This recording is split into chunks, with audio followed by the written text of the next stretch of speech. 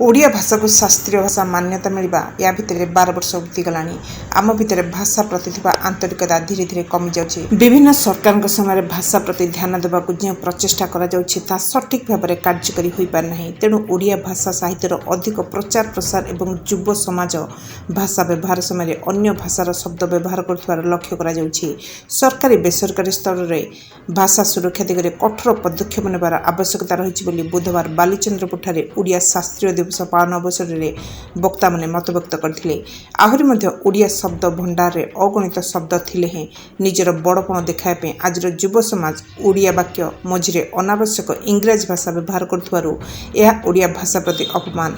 एथिप्रति आमे समस्त जत्नवान हेबा आवश्यक बोली उपस्थित समस्त वक्ता मैंने मत पोषण करते।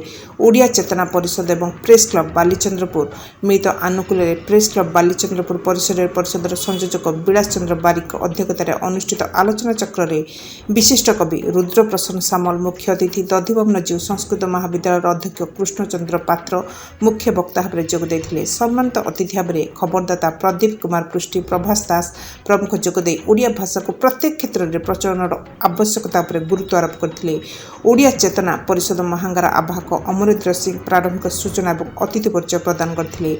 अन्य मध्य प्रेस क्लब संपादक प्रफुल्ल पंडा उत्कल केशरी सामल शेख इकबाल हुसैन नारायण दास उपेन्द्र साहू शत्रुघ्न मल्लिक प्रमुख आलोचना भाग नहीं धन्यवाद अर्पण करते।